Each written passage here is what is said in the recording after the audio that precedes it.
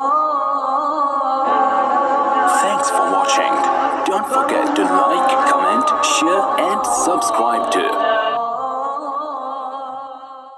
السلام علیکم ورحمۃ اللہ وبرکاتہ نحمده ونصلي على رسوله الكريم اما بعد فاعوذ باللہ من الشیطان الرجیم بسم اللہ الرحمن الرحیم انا ارسلناک شاہدا ومبشرا ونذیرا وداعیا الى اللہ باذنہ وسراجا منیرا۔ محترم سامعین کرام، اللہ کے نبی صلی اللہ علیہ وسلم اللہ کے بندوں تک دین کا پیغام پہنچاتے رہے۔ اللہ کے نبی کا ابتدائی زمانہ قبائل عرب تھا۔ نبوت کے پہلے 3 سال آپ خفیہ طریقے پر دین کا پیغام پہنچاتے رہے۔ 3 سال کے بعد 4تھے سال سے علل اعلان دعوت کا کام شروع کر دیا، جو مسلسل مکہ معظمہ اور اس کے اطراف میں 10 سال تک چلتا رہا۔ اس درمیان آپ حج کے موسموں میں بھی مختلف قبائل اور مختلف جگہوں سے لوگ جو آنے والے ہوتے ان کے سامنے دین کو پیش کرتے، دینی پیغام کو رکھتے۔ اللہ کے نبی صلی اللہ علیہ وسلم خیمہ در خیمہ تشریف لے جاتے اور ہر ایک قبیلہ کے بارے میں دریافت کرتے کہ فلاں قبیلہ کہاں ہے، فلاں قبیلہ کہاں ہے۔ ایک سیرت کے باب میں ایک بڑی کتاب موجود ہے، لیکن میں یہاں صرف 2 قبیلے کا نام لیتا ہوں، قبیلہ بنی عامر بن صعصع اور قبیلہ بنو محارب بن خصفہ۔ اللہ کے نبی صلی اللہ علیہ وسلم چلتے چلتے ایک دن قبیلہ بنی عامر کے پاس تشریف لے گئے، اللہ کا پیغام پیش کیا کہ اللہ ایک ہے، اس کے ساتھ اس کی ذات و صفات میں کوئی شریک نہیں، میں محمد الرسول اللہ کا رسول ہوں، میری بات کو مانو، مجھ پر ایمان لاؤ، میری مدد کرو، میری حفاظت کرو، اللہ اس کے بدلے تمہیں جنت میں اعلیٰ مقام عطا کرے گا۔ لیکن اللہ کے نبی صلی اللہ علیہ وسلم فرما رہے ہیں کہ جتنی اذیت مجھے ان لوگوں سے پہنچی، کبھی کسی کی طرف سے اتنی اذیت نہیں پہنچی، اور اسی پر بس نہیں کیا بلکہ قبیلہ کے بدماشوں کو لگا دیا کہ اللہ کے نبی صلی اللہ علیہ وسلم پر پتھر مارے۔ اللہ کے نبی صلی اللہ علیہ وسلم قبیلہ بنی عامر کے پاس سے جب واپس لوٹے تو قبیلہ بنو محارب بن خصفہ کے پاس تشریف لے گئے، جس میں ایک سن رسیدہ ایک بوڑھا تھا جس کی عمر 120 سال تھی۔ آپ نے دین کو پیش کیا، لیکن اس نے کیا جواب دیا؟ کہا او آدمی، تیری قوم تیرے حالات کو ہم سے زیادہ جانتی ہے، اللہ کی قسم جو بھی تجھے اپنے ساتھ اپنے علاقہ میں لے کر جائے گا وہ حاجیوں میں سے سب سے زیادہ بری چیز کو لے کر جائے گا، نعوذ باللہ۔ تم اپنے آپ کو ہم سے دور رکھو، یہاں سے دور چلے جاؤ۔ قریب ہی ابو لہب آپ صلی اللہ علیہ وسلم کے ارشادات کو سن رہا تھا اور اس شخص کی باتوں کو سن رہا تھا۔ وہ فوراً اس بوڑھے کی طرف متوجہ ہو کر کہا، اگر سارے حاجی تیری طرح سخت جواب دینے والے ہوتے تو یہ آدمی اپنے دین کو چھوڑ دیتا، یہ ایک بے دین ہے اور جھوٹا آدمی ہے، نعوذ باللہ، انہ صابع کذاب، یہ ایک بے دین اور جھوٹا آدمی ہے۔ تو میرے معظم دوستو، میرے بھائیوں، اللہ کے نبی صلی اللہ علیہ وسلم انفرادی طور پر دعوت دیتے رہے اور قبیلہ در قبیلہ آپ تشریف لے جاتے رہے اور حج کے موسموں میں خیمہ در خیمہ آپ دعوت دیتے رہے۔ آج ہمیں یہی کرنا ہے، آج ہمیں اسی طرز عمل پر دینی پیغام کو پہنچانا ہے۔ سیرت میں حضور اکرم صلی اللہ علیہ وسلم اور آپ کے اصحاب کا انفرادی طور پر دعوت دینا اجتماعات کے مقابلے میں کہیں زیادہ ہے، بلکہ ہجرت سے پہلے کا نبوت کا جو زمانہ ہے اکثر انفرادی دعوت کا زمانہ ہے۔ اللہ کے نبی صلی اللہ علیہ وسلم بازار عکاظ میں اور بازار مجنہ میں اور بازار ذی المجاز میں اور حج کے موسموں میں خیمہ در خیمہ ہر ایک قبیلہ والے کے پاس جاتے اور دین کا پیغام پہنچاتے۔ دعوت کے کام میں اجتماعات کم ہیں، نقل و حرکت کے ذریعہ فردن فردن اسلام اور اسلامی اخلاق و معاملات اور دینی معاشرت کی طرف متوجہ کرنا زیادہ ہے۔ اس لیے اجتماعات دعوت کے کام کا ایسا لازمی حصہ نہیں ہے جس پر کام کو موقوف سمجھا جائے۔ فی الحال ملک میں جو بیماری کی حالات ہیں اس کا لحاظ و خیال کرتے ہوئے طبی قوانین اور ڈاکٹروں کی ہدایات کے اوپر چلتے ہوئے مجمع کو جمع کرنے میں بچ بچاؤ سے کام لینا چاہیے، جبکہ غیبی مددوں کے نزول کا یقینی سبب انفرادی طور پر دعوت دینا ہے، جس میں ہر پریشان حال لوگوں کی مدد کرنا ہمارا شیوا ہو اور ہر دکھ درد میں مبتلا انسانوں کی مدد کرنا ہو۔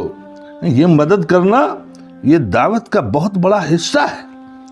ساری قوم، سارے انسان کیا ہے؟ ایک ہی باپ اور ایک ہی ماں کی اولاد ہے، بلا تمیز اس کے کہ یہ کون ہے اور یہ کون ہے۔ ہر کوئی آدم کی اولاد ہے، ہر کوئی انسانی حیثیت سے ہمارا بھائی ہے، ہم اس کی سیوا کریں، اللہ ہمیں آپ کو اجر عظیم عطا فرمائے گا۔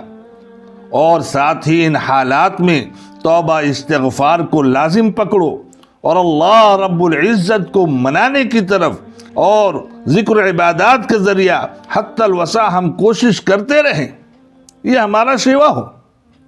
دیکھیے شروع زمانے میں انفرادی دعوت کا نتیجہ کیا ہوا۔ حضرت ابو بکر رضی اللہ تعالی عنہ کے دست مبارک پر اور آپ کی انفرادی دعوت پر بڑے بڑے جلیل القدر صحابہ کرام رضی اللہ تعالی عنہم دین میں شامل ہوئے، ایمان میں داخل ہوئے۔ کہا جاتا ہے کہ حضرت عبد الرحمن ابن عوف رضی اللہ تعالی عنہ، حضرت زبیر ابن عوام رضی اللہ تعالی عنہ، حضرت عثمان ابن عفان رضی اللہ تعالی عنہ، حضرت سعد ابن ابی وقاص رضی اللہ تعالی عنہ، حضرت طلحہ بن ابو عبید اللہ رضی اللہ تعالی عنہ، کہا ایسے یہ 8 افراد ہیں جس کو قرآن کیا کہہ رہا؟ السابقون الاولون، یہ سب سے پہلے ایمان میں داخل ہونے والے ہیں، السابقون الاولون کا خطاب پانے والے ہیں۔ یہ انفرادی دعوت کا نتیجہ ہے۔ حضرت عمر رضی اللہ تعالی عنہ کی دعوت پر آپ کا غلام اسبق جو عیسائی تھا، اگرچہ آپ کی زندگی میں ایمان نہیں لایا، آپ کی وفات کے بعد ہی ایمان لایا ہے، لیکن آپ ہی کی دعوت کا نتیجہ ہے کہ وہ ایمان میں شامل ہوا۔ حضرت ابو ہریرہ رضی اللہ تعالی عنہ کی دعوت پر آپ کی والدہ ایمان لائی، ایمان میں داخل ہوئی۔ حضرت ام سلیم رضی اللہ تعالی عنہ کی دعوت پر آپ کے شوہر ابو طلحہ جو درخت کے پجاری تھے وہ ایمان میں شامل ہوئی۔ تو انفرادی طور پر دعوت دینا اللہ کی غیبی مددوں کے اتارنے کا یقینی سبب ہے۔ اللہ ہمیں آپ کو توفیق عطا فرمائے۔ اور ساتھ ہی میرے دوستو، اللہ قرآن مقدس میں اللہ کے نبی صلی اللہ علیہ وسلم کو حکم دیا گیا وَأَنذِرْ عَشِيرَتَكَ الْأَقْرَبِينَ، اور آپ اپنے قریبی رشتہ داروں کو ڈرائیے۔ حضرت نبی کریم صلی اللہ علیہ وسلم اپنی بیٹی بی فاطمہ رضی اللہ تعالی عنہ کو دین کی دعوت دی، اپنی پھوپھی حضرت صفیہ رضی اللہ تعالی عنہ کو دعوت دی، اور اولاد عبد المطلب کو آپ نے دعوت دی۔ تو ہمیں یہ چاہیے کہ ہمارے جو قریبی رشتہ دار ہیں، بھلا ہم تو دین پر چل رہے ہیں، ان کے اندر دین کتنا ہے؟ وہ نماز پڑھ رہے ہیں کہ نہیں پڑھ رہے ہیں؟ اپنے بھائی، اپنی اولاد، اپنی ماں، اپنے باپ، اپنی بیوی، اپنے اعزاء اقارب کو دعوت دیجیے۔ یا ایھا الذین آمنوا قوا انفسکم واہلیکم نارا وقودها الناس والحجارہ، اے ایمان والو، اپنے اہل و عیال کو جہنم کی اس آگ سے بچاؤ جس کا ایندھن پتھر اور انسان بنائے جائیں گے۔ ہم اس پر غور کریں۔ کلکم مسئول عن رعیتہ، تم میں سے ہر شخص سے پوچھا جائے گا اپنی رعیت کے بارے میں، اپنی رعایا کے بارے میں سوال کیا جائے گا، جو جتنا جس سے قریب ہے اس کے بارے میں سوال کیا جائے گا۔ یہی دینی دعوت کا حکم ہے، اور ساتھ ہی ساتھ اپنے قریہ والے، بستی والے، اس کے پاس پڑوس والے، یہاں تک کہ سارے عالم کی ذمہ داری ہر ایک پر ہے، کیونکہ اللہ کے نبی صلی اللہ علیہ وسلم کو حکم ہوا وَمَا أَرْسَلْنَاكَ إِلَّا كَافَّةً لِلنَّاسِ بَشِيرًا وَنَذِيرًا، آپ تمام انسانوں کے لیے آپ ہدایت کا چراغ بنا کر بھیجے گئے۔ تو میرے معظم دوستوں، میرے بھائیوں، ہم اس کا خیال رکھیں۔ تو دعوت کی راہ میں کیا ہے؟ تحمل و برداشت، اور ساتھ ساتھ انفرادی دعوت تمام قوانین کی رعایت کرتے ہوئے ہم دیں، اور ساتھ ساتھ ہم دین کی راہ میں دیکھیں کہ کون ضرورت مند ہے، کون پریشان حال ہے، ان کی مدد کریں۔ انصار مدینہ کے واقعات کو اپنی زندگیوں میں رکھیں۔ انصار مدینہ ویسے ہی انصار نہیں کہلائے، انہوں نے سب کچھ اپنا قربان کیا۔ ارے ہم تو ایسا سوچ بھی نہیں سکتے، لیکن جتنا جو کچھ بھی ہم کر سکتے ہیں ہم کیا کریں۔ حضرت سعد رضی اللہ تعالیٰ عنہ مدینہ کے بہت بڑے مالدار تھے۔ اللہ کے نبی صلی اللہ علیہ وسلم نے دینی بھائی چارگی کے لحاظ سے مواخات جو قائم کیا تھا بھائی چارگی کا، تو حضرت عبد الرحمن رضی اللہ تعالیٰ عنہ کو ان کا دینی بھائی بنایا تھا۔ تو حضرت سعد رضی اللہ تعالیٰ نے فرمایا کہ عبد الرحمن، اچھے مالوں کو دیکھ لو، اور جو تم کو پسند آئے وہ تم لے لو۔ اور دیکھو میری 2 بیویاں ہیں، ان میں سے تمہیں جو پسند ہو ہمیں بتا دو، ہم اس ایک کو طلاق دے دیں گے، تم اپنے نکاح میں لاؤ۔ کتنی بڑی قربانی ہے میرے دوستو۔ انصار مدینہ کہا یا رسول اللہ صلی اللہ علیہ وسلم، ہمارے کھجوروں کے باغات میں حصہ کر دیے، ہمارے مہاجر بھائیوں کے لیے حصہ دے دیجیے۔ اللہ کے نبی صلی اللہ علیہ وسلم نے فرمایا کہ دیکھو یہ مہاجر بھائی کھیتی باڑی کے کام سے یہ ناواقف ہیں، تم محنت کرو، ہم تمہارے پھلوں میں شریک ہو جایا کریں گے۔ ہم ہوتے تو کہتے میاں زمین بھی دے، کھیت بھی دے، یہی کیا کم ہے؟ لیکن نہیں، تم اپنے کھیتوں میں محنت کرو اور ہم تمہارے پھلوں میں شریک ہو جایا کریں گے۔ اس پر صحابہ کرام انصار مدینہ نے کیا جواب دیا؟ سمعنا واطعنا، ہم نے آپ کی ارشادات کو سن لیا اور ہم نے آپ کی بات کو مان لیا۔ یہ ہے نصرت۔ کتابوں میں ہے کہ پہلے جو وارث ہوا کرتے تھے وہ حقیقی اولاد وارث نہیں ہوتے تھے۔ انصار مدینہ کے وارث حقیقی اولاد اور رشتہ دار نہیں ہوا کرتے تھے، بلکہ وہ دینی بھائی جس کو رشتہ، جو اخوت دینی کے لحاظ سے وہ رشتہ قائم کیا تھا، وہ جو ہے وارث ہوا کرتے تھے۔ لیکن جب کچھ دنوں کے بعد قرآنی آیت نازل ہوئی وَأُولُو الْأَرْحَامِ بَعْضُهُمْ أَوْلَى بِبَعْضٍ، تب جا کر کے یہ منسوخ ہوا۔ وہ ایسے ایثار والے تھے کہ کھجوروں کے ڈھیر ایک کم اور ایک بیشی بناتے تھے، لیکن جو بیشی ہوتا تھا اس میں کھجوروں کے پتے اور اس کی شاخیں ملا دیا کرتے تھے، چونکہ مہاجرین یہ چاہتے تھے کہ ہمارے بھائی انصار مدینہ کو زیادہ حصہ ملے، ہم ہی کم والا حصہ اٹھائیں۔ تو وہ انصار مدینہ اپنے حصوں میں کھجوروں کے پتے نیچے رکھ لیتے، اس کی شاخیں رکھ دیتے اور کھجوروں کے اوپر سے ڈھیر ہوتے تھے، لیکن بظاہر وہ دیکھنے میں زیادہ معلوم ہوتا تھا اور ایک طرف تھوڑا کم ہوتا تھا، جو بظاہر دیکھنے میں کم معلوم ہوتا تھا۔